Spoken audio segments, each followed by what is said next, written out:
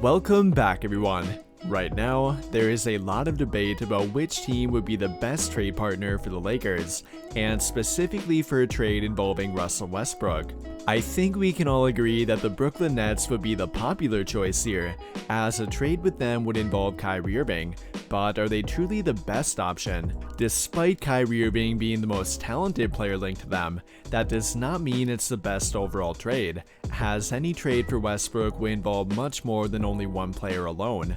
In addition to trading Westbrook, you need to factor in how much draft compensation would be required to give up, if the other team would benefit by taking on his expiring contract, if they would even want him in return, the potential gain or loss of cap room, and if any young talent would have to be included as well. All of that needs to be thought about in any deal involving Westbrook, and with that in mind, we are going to rank the top 5 trades the Lakers might be able to make to move on from Russ. Each of these trades have either been reported on or have been highly speculated as a potential option for them, so I'm going to do my best to rank them with the aforementioned criterion. And if you do enjoy the video, don't forget to drop a like after you're done watching, and hit that subscribe button if you have not already. Or if you disagree with my top 5, let me know why in the comments down below. I try my best to reply to every respectful comment that I can, so be sure to let me know your thoughts whether you agree or disagree with my top 5 rankings. Without further ado though, let's dive right into it, and coming in at number 5, we have a deal with the Orlando Magic. Now, there are a couple of different ways you could do this trade, but the most speculated option would involve Markelle Fultz, Gary Harris, and Terrence Ross being dealt for Westbrook, one future first round pick, and one future second round pick. And even though I like the idea behind this trade, I don't find it very likely to happen, which is the primary reason for it coming in at number 5. I mean, I would not really be all that shocked to see Orlando trade all 3 of these players, but I doubt that Westbrook would be the player they want in return for them. Now, they definitely would benefit by getting a draft pick or 2 in return here, but then again, they could probably do that by simply trading each of these 3 individually. Let's say that they did like the idea of this trade though, how would the Lakers benefit here? And well, it may not seem like a huge upgrade, but I love the depth they would be getting. If you've been keeping up with my content for a while now, then you'll know that I've wanted Gary Harris for a long time. I believe he would be the perfect complement to LeBron and Anthony Davis, and that he would be a great fit in their starting lineup. I'm not particularly huge on Markelle Fultz, but he would provide them with a point guard replacement for Russell Westbrook, and one who would be much easier to work with too. In addition to that, there is no denying the potential that he has, and who knows, maybe they could be the team to help him reach it. Then for Terrence Ross, he may be coming off a down year, but I think he would thrive in an offense with LeBron, as he could fill a similar role to the one J.R. Smith filled back in Cleveland.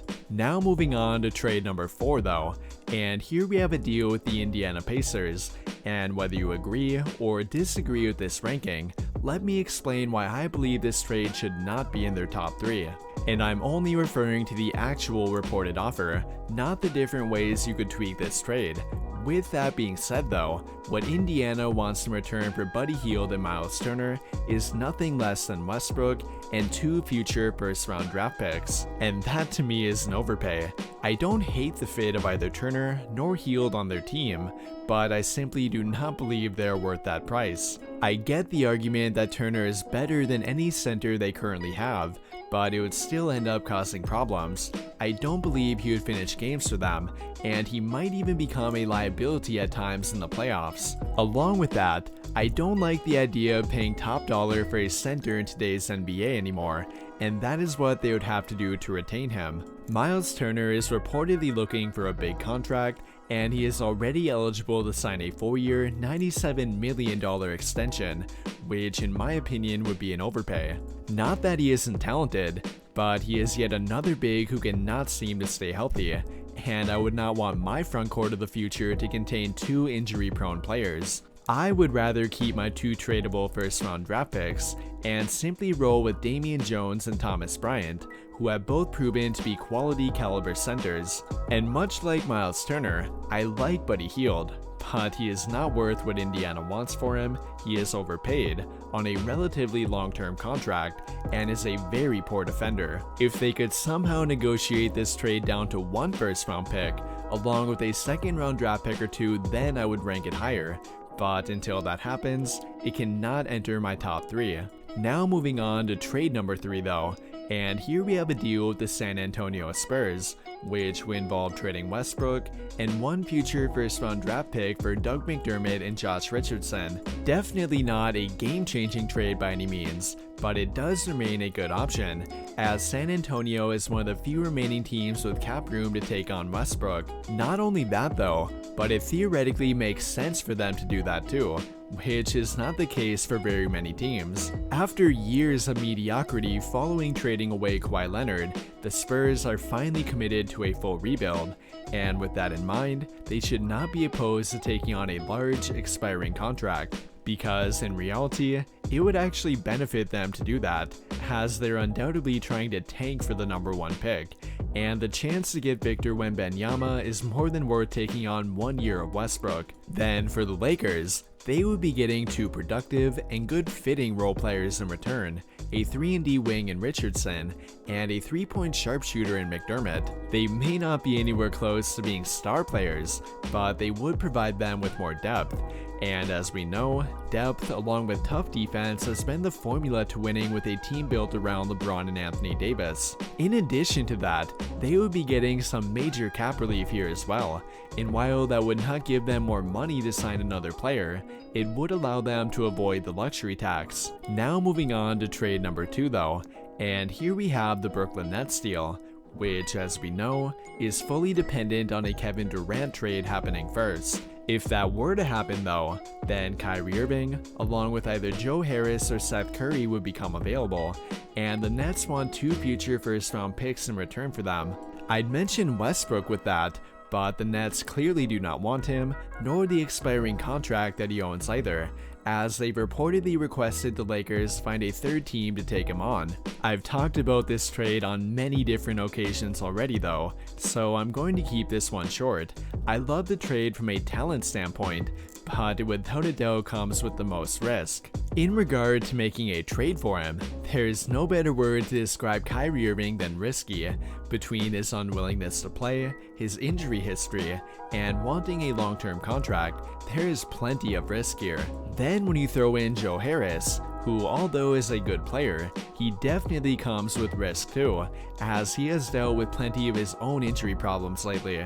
Again, I'm not entirely against making this trade, but it would not be my number 1 option. Between the injury problems, doubtful long-term commitment from Kyrie Irving, having to give up 2 first-round draft picks, and much more, I would be a bit worried to make this deal. Now moving on to trade number 1 though, and here we have a deal with the Utah Jazz, which I imagine does not really shock any of you. And while we don't have a detailed report on who would be included here, that is part of why I like this trade so much, as there are more options to work with here than any other team alone. They could go after Mike Conley and Bojan Bogdanovic, which would save them on draft compensation, or they could go after a combination of Patrick Beverley, Bojan Bogdanovic, Jordan Clarkson, and Malik Beasley. And although that would definitely cost a bit more, it shows how many options they have here, as the Utah Jazz are not opposed to trading any of them. And following a Donovan Mitchell trade, they would have a fire sale for their team, and the top 3 players they would want to trade would likely be Mike Conley, Bojan Bogdanovic, and Patrick Beverley. And that in itself could be a good option as well. The Lakers could include Westbrook, Talen Horton-Tucker, a first-round draft pick, and a second rounder or 2 to make that happen. Regardless of which combination they would go with though, I all around love the idea of trading with Utah, and I personally prefer it over any other trade partner they have right now. What do you guys think though? Which trade is your favorite, and how would you rank their top 5 options? Let me know your thoughts by commenting down below and we can talk about it there. That will do it for this video though. Big thank you to those of you who took the time to watch until the end of this video, and until the end of all of my videos in general. I really hope you enjoyed it, and if you did, be sure to drop a like on the video, subscribe to the channel if you have not already, and turn on notifications to get notified right away when I drop a new video. But as always, thank you for watching and have a great day.